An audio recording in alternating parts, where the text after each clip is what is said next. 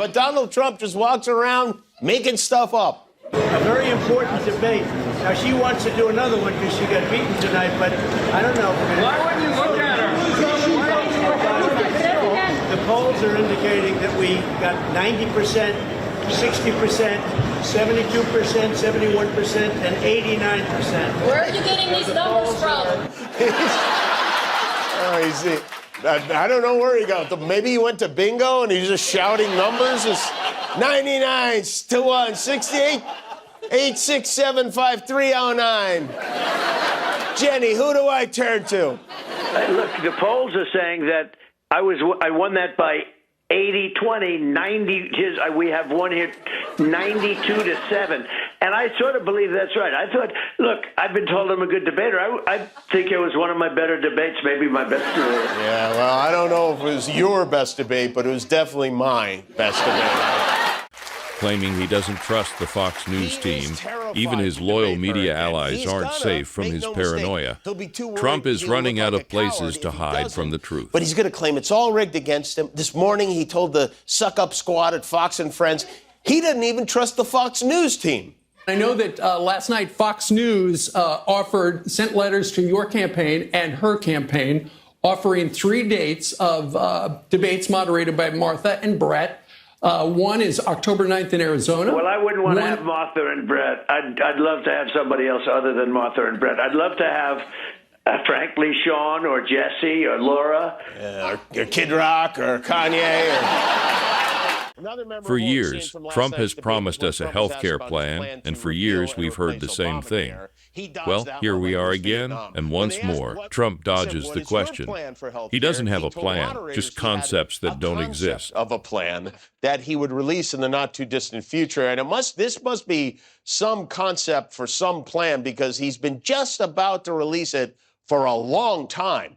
We have no choice but to absolutely replace Obamacare, and we're going to come up with a much better plan. We're going to come up with a great, great health plan. And this is a great plan. I actually think it will get even better. But very importantly, it's a great plan. Wait till you see the plans we have coming out literally over the next 4 weeks. We have a plan coming out, an additional plan coming out in a very short period of time. We're going to have fantastic health care, and the plan is coming out over the next 4 weeks. We already have the concept of the plan, and it'll be much better. Tell people what the plan is. Yeah, well, we'll be announcing that in about 2 months. We're signing a health care plan within 2 weeks. 9 years after you first started running, do you have a plan, and can you tell us what it is? Obamacare was lousy health care. So just a yes or no, you still do not have a plan? I have concepts of a plan. He has concepts of a plan. No one puts the con in concepts like Donald Trump. When pop icon Taylor Swift endorsed Kamala Harris, it sent shockwaves through the political world. And Trump's response? Let's just say it involved an out-of-tune family sing-along. Kamala Harris. And she signed it with a shot at J.D. Vance with Love and Hope, Taylor Swift, Childless Cat Lady. Good work, J.D. You really screwed the sofa bed with this one. Speak to women voters who obviously they care about what she thinks. Of course. Well, look, we admire Taylor Swift's music, but I don't think most Americans, whether they like her music or fans of hers or not, are going to be influenced by a billionaire celebrity who I think is fundamentally disconnected from the interests. You mean a disconnected billionaire celebrity like your running mate, Donald Trump?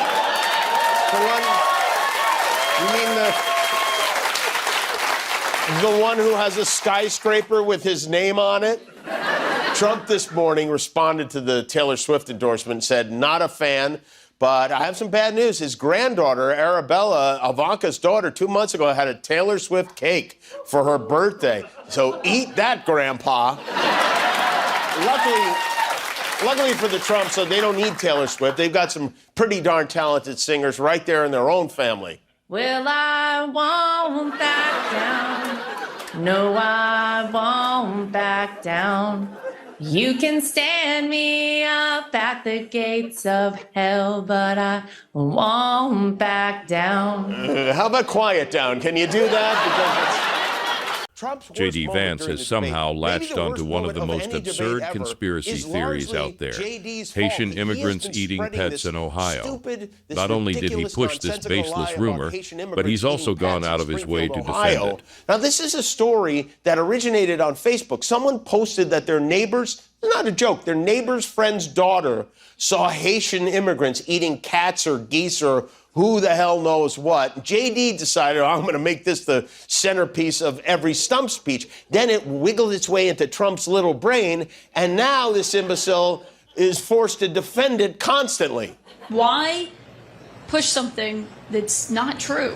Well, first of all, city officials have not said it's not true. They've said they don't have all the evidence. They said they have no evidence. We've heard from a number of constituents on the ground, Caitlin, who both firsthand and secondhand reports saying this stuff is happening. When you have a lot of people saying, my pets are being abducted, or geese at the city pond are being abducted and slaughtered right in front of us, this is crazy stuff. Yeah, well, it's so crazy, it almost sounds made up. Senator, you talked about that your office has gotten a lot of reports. I mean, if someone calls your office and says they saw Bigfoot, that doesn't mean they saw Bigfoot. Why? I mean, you have a sense of responsibility as a running mate, and he certainly does as the candidate to not promote false information, right? Caitlin, it's a totally fair point, but nobody's calling my office and saying that they saw Bigfoot. Well, not yet they aren't.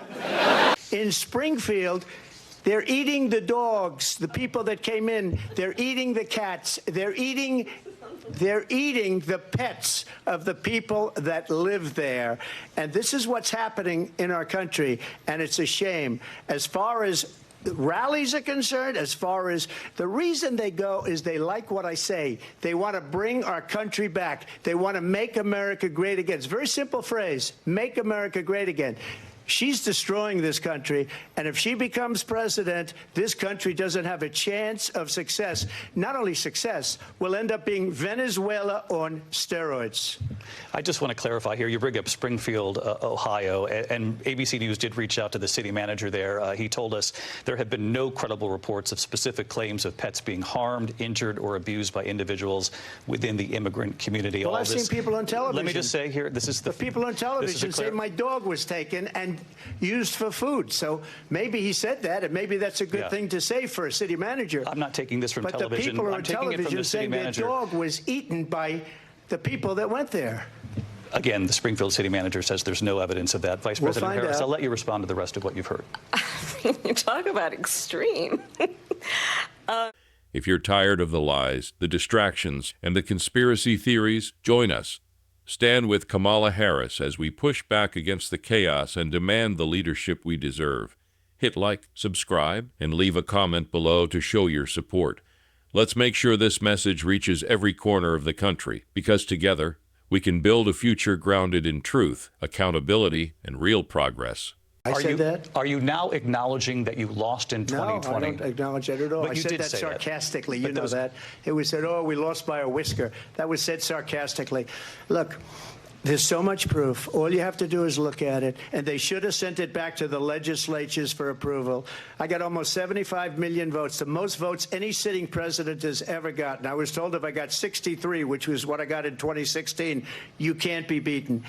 The election, people should never be thinking about an election as fraudulent. We need two things. We need walls, and we have to have it. We have to have borders, and we have to have good elections. Our elections are bad. And a lot of these illegal immigrants coming in, they're trying to get them to vote. They can't even speak English. They don't even know what country they're in practically. And these people are trying to get them to vote. And that's why they're allowing them to come into our country. I did watch all of these pieces of video. I didn't detect the sarcasm, lost by a whisker. We didn't quite make it.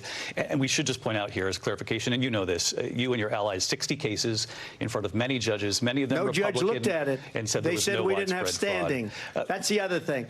They said we didn't have standing, a technicality. Can you imagine a system where a person in an election doesn't have standing? The president of the United States doesn't have standing. That's how we lost. If you look at the facts, and I'd love to have you'll do a special on it. I'll show you Georgia, and I'll show you Wisconsin, and I'll show you Pennsylvania, and I'll show you.